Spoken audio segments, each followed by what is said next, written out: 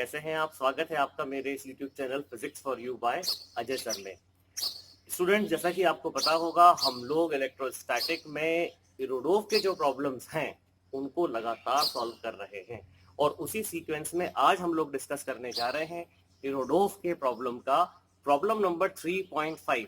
देखते हैं कि ये नया प्रॉब्लम 3.5 हमारे लिए कितनी फिजिक्स की अंडरस्टैंडिंग की गिफ्ट लेकर आया है। So let's start the video. This is problem 3.5. A thin wire ring of radius r has an electric charge q.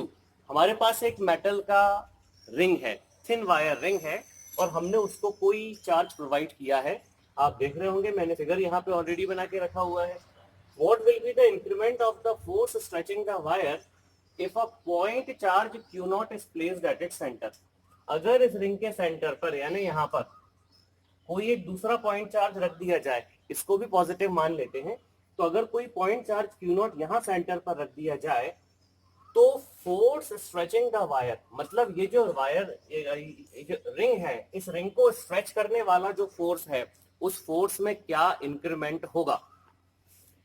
Question तो बड़ा सिंपल सा लग रहा है देखने में और शायद एट अ फर्स्ट इंस्टेंस आपको ये समझ में भी आ गया होगा कि ठीक है, एक मेटल का हमारे पास रिंग है, उस मेटल के रिंग को कोई पॉजिटिव चार्ज प्लस क्यू हमने दिया हुआ है। मेटल के रिंग का जो सेंटर है वो कितना मान लिया, ओ मान लिया, रेडियस क्या हो गई आर। अब करना सिर्फ एक काम है कि यहाँ पर कोई क्यू नॉट नाम का चार्ज हमको प्लेस करना है और टेंशन में कितना इंक्रीमेंट आया ये हमको कैलकुलेट करना है। बट उस इंक्रीमेंटेड टेंशन की जो वैल्यू है, उस इंक्रीमेंटेड फोर्स की जो वैल्यू है, वहां तक जाने के लिए पहले हमें ये तो फील करना पड़ेगा ना कि टेंशन लग क्या रही थी, टेंशन लग क्यों रही थी। और यहाँ पर टेंशन का तो कोई वर्ड यूज नहीं किया हुआ है, वो तो लगातार एक ही बात बोल रहे हैं कि फोर्स स्ट्रेचिंग द वायर।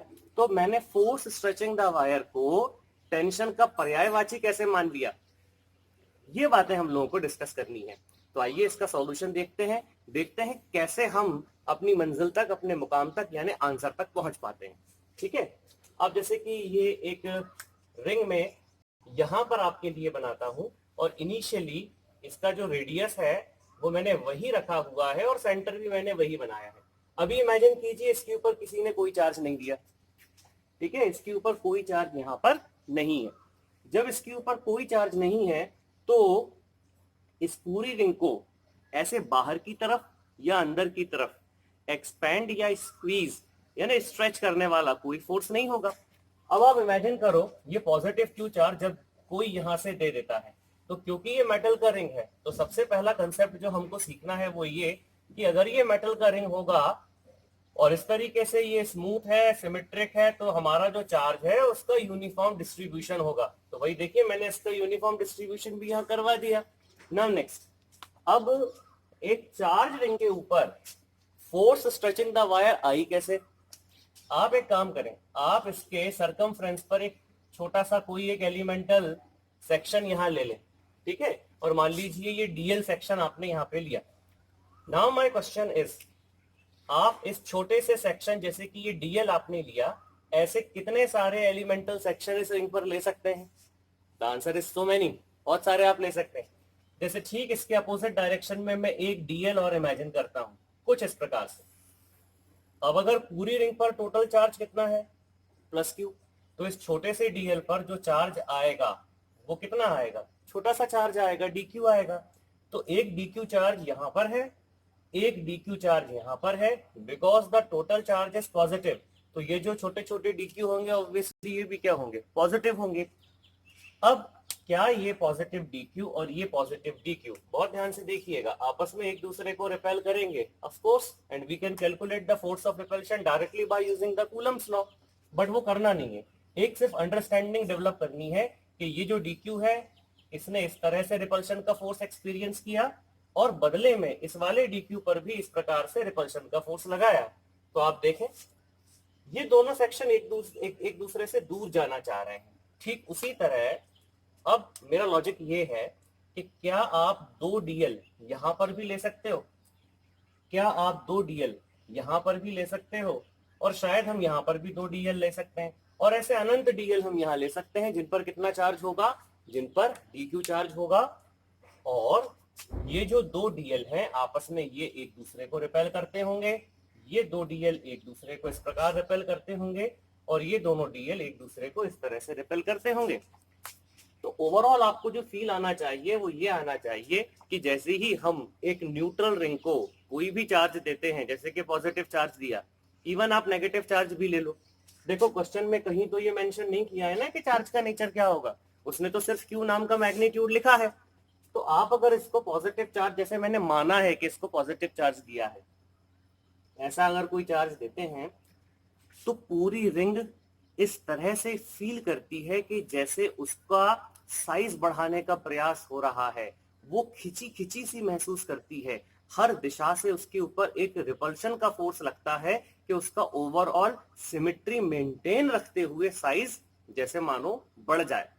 लेकिन ये मेटल का रिंग है, तो मेटल का रिंग होने की वजह से ये फोर्स लगेंगे तो सही, बट अपना ऐसा असर नहीं दिखा पाएंगे कि actual radius of the ring gets incremented.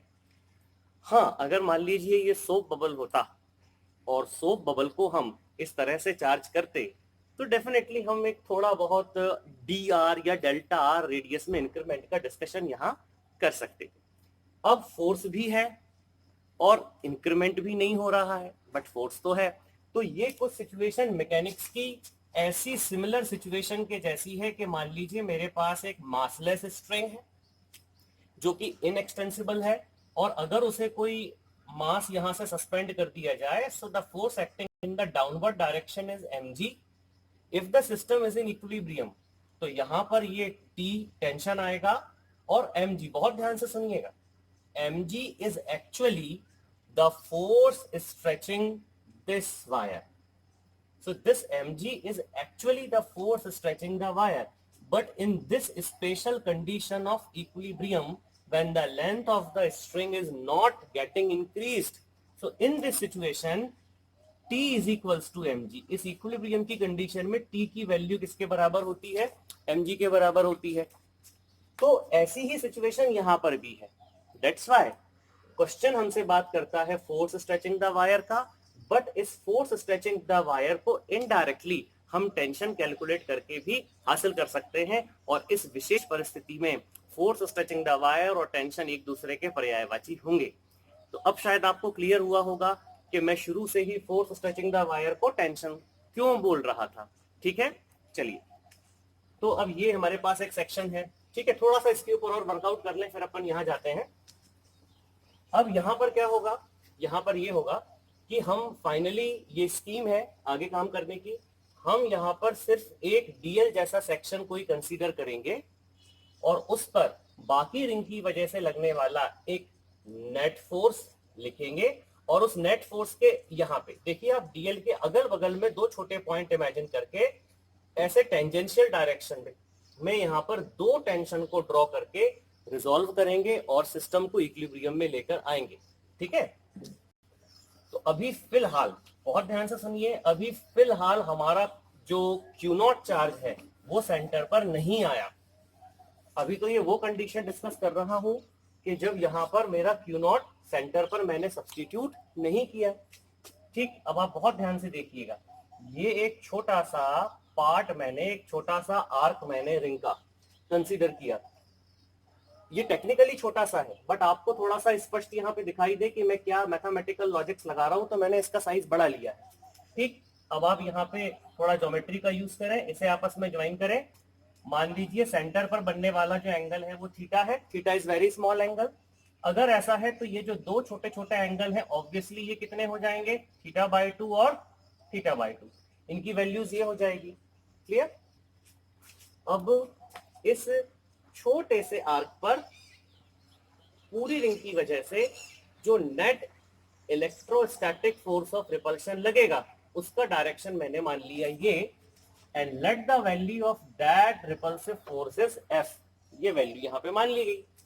Now imagine कि ये जो आर्क है, इस आर्क के जो जस्ट इमीडिएट नेबरिंग इसके ही जैसे सेगमेंट्स होंगे, वो इसको इस तरीके से, मतलब इस फोर्स के अगेंस्ट में टेंशन लग रहा होगा, और फोर्स के अगेंस्ट में जो टेंशन लग रहा होगा we can draw like this tangentially, हम इसे टेंजेंशियली इस प्रकार ड्रॉ कर सकते हैं। ठीक, तो ये हो गया टेंशन टी, ये भी टी होगा, ठीक है। अब ये फोर्सेस के लाइन ऑफ एक्शन को अगर मैं आगे की तरफ करूं, आगे की तरफ बढ़ाऊं, तो ये इसका लाइन ऑफ एक्शन जाएगा इस प्रकार से, यहां पर इसका लाइन ऑफ एक्शन जाना चाहिए कुछ इस तरह से। तो हम इमेजिन कर सकते हैं mathematically they are intersecting here, इस प्रकार से ये इंटरसेक्टर यहाँ पे इंटरसेक्शन करते हैं। ऑब्वियसली ये एंगल कितने के हैं, दोनों 90-90 के एंगल। अब ये जो टेंशन है, इस टेंशन को मैं इस कंडीशन में रिजॉल्व करने जाता हूं, तो यहां से मुझे मिलते हैं इस प्रकार के दो एक्स कंपोनेंट, और ये एंगल थीटा बाई 2 है, तो ये दोनों एंगल बहुत ध्यान से देखते जाइए, ये दोनों एंगल भी कितने होंगे, थीटा बाई 2 और थीटा बाई 2। तो ये जो कंपोनेंट बनेगा ये बनेगा t cos theta by 2, here also it is t cos theta by 2, और इसका जो दूसरा कंपोनेंट बनेगा वो ये होगा, और यहाँ पे जो सेकंड कंपोनेंट बनेगा वो इस प्रकार होगा, और दोनों की वैल्यू क्या होगी, t sin theta by 2, here also it is t sin theta by 2। तो basically t sin theta by 2 plus t sin theta by 2 becomes twice of t sin theta by 2, जो कि f के through क्या हो रहे हैं, balance हो रहे हैं। अभी बहुत ध्यान से सुनिए, यहाँ चार्ज नहीं आया, अभी हम चार्ज के आने की पहले की कंडीशन पर डिस्कशन कर रहे हैं। तो ये इक्विलिब्रियम में है, इक्विलिब्रियम का मतलब है कि हमारी रिंग ने अपना एक्चुअल साइज नहीं बढ़ाया, r जो है वो प्रिजर्व है। So in that condition we can write that f is equals to twice of t sin theta by 2। Since हमने शुरू से ही ये कहा है कि theta is a very very small angle, theta is very small, तो थीटा बाई 2 तो बहुत ज्यादा छोटा होगा। So we can neglect this, sine को हटा दिया जा सकता है। So F is actually 2t theta by 2, 2 से 2 cancel, so we are getting f is equals to t theta. This is our first equation. So actually what we have calculated in the first equation, हमने first equation में आखिर calculate किया क्या, हमने first equation में calculate किया वो stretching force F। ये F वो स्ट्रेचिंग फोर्स है जो हमने कैलकुलेट की, जो कि सेंटर पर बैठे हुए चार्ज के आने के पहले थी। बिकॉज हमसे पूछा जा रहा है you have to calculate the increment of this force, हमें इसी फोर्स का क्या कैलकुलेट करना है, इंक्रीमेंट। तो ये हो गया इनिशियल केस, और अब चलते हैं इंक्रीमेंटेड केस की तरफ, मतलब सेंटर पर कौन आने वाला है, चार्ज Q नॉट, ठीक है। इस इक्वेशन को मैं नीचे लिख देता हूं, इसका आगे यूज होगा F is equals to T theta. So this is my equation number 1।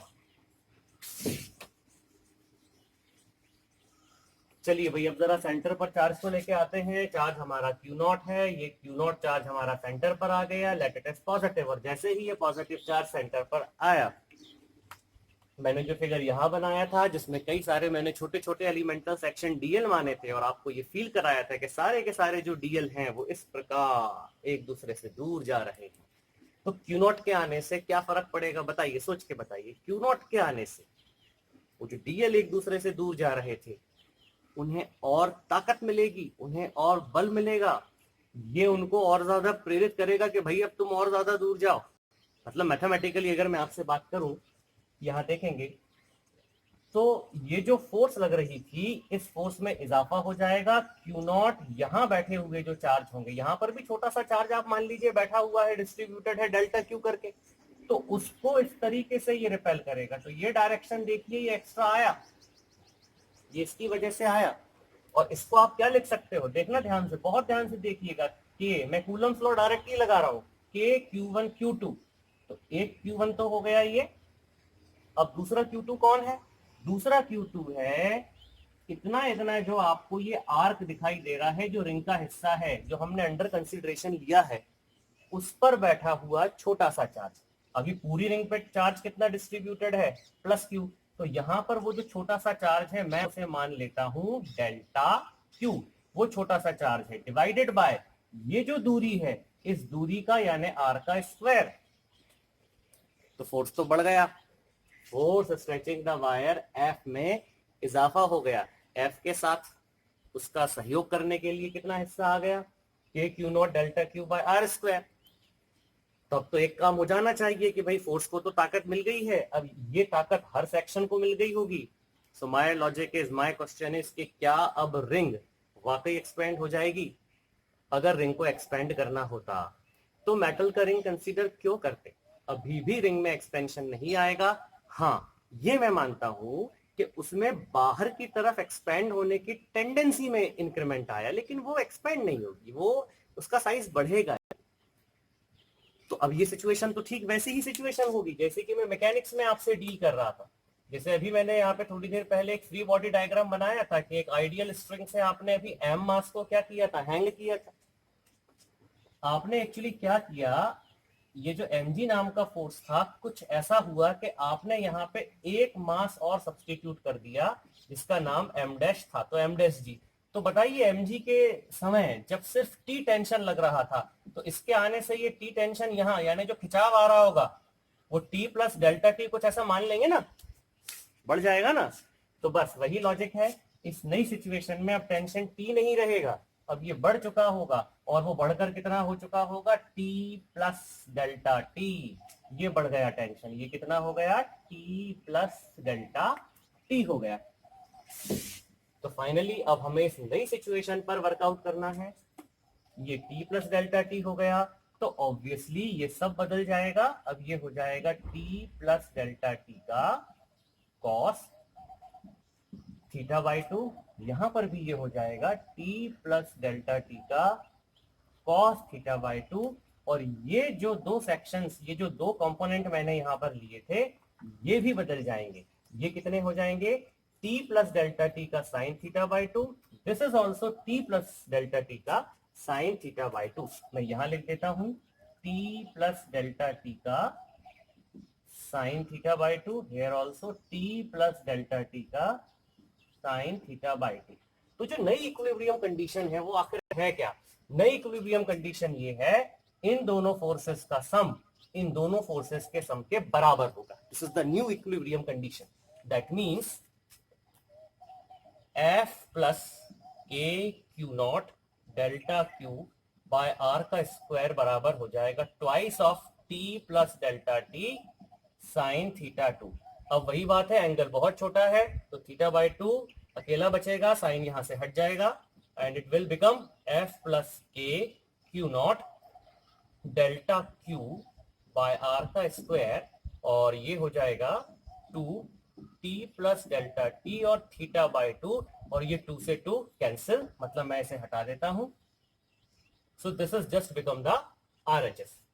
Now the next task, delta Q find out करना है। अब डेल्टा क्यू को फाइंड आउट करने का तरीका थोड़ा सा आप यहाँ पे देख लीजिए, क्या लॉजिक में लगाता हूं। पूरी रिंग पर कितना चार्ज है, प्लस क्यू। इसे ऐसे भी लिखा जा सकता है कि 2 पाई एंगल, मतलब पूरी रिंग पर कितना चार्ज मैं देता हूं, मैं इसे क्यू देता हूं।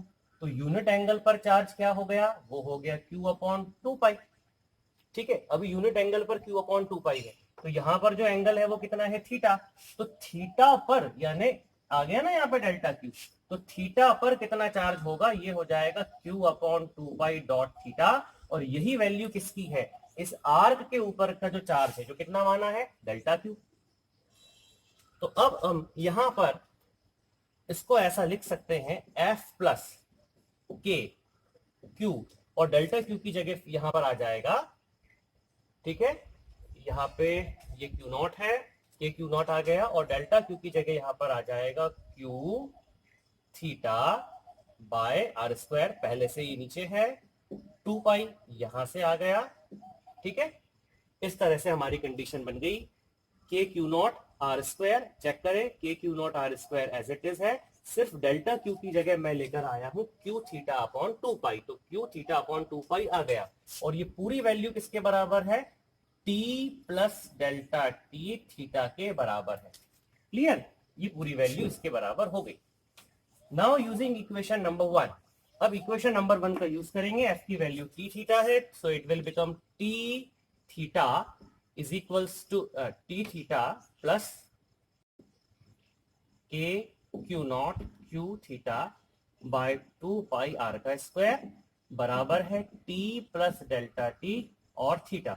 आप यहाँ पे थीटा कॉमन ले लीजिए, जैसे ही आप थीटा यहाँ पर कॉमन लेते हैं, थीटा बाहर आ गया, t प्लस, ठीक है, K Q Q not by 2 pi R का स्क्वायर, और ये किसके बराबर है, ये बराबर है, ठीक है, this is equals to T plus delta T theta. तो थीटा से थीटा कैंसिल हो गया, so the equation will become T plus K Q Q not by 2 pi R square बराबर टी प्लस डेल्टा टी।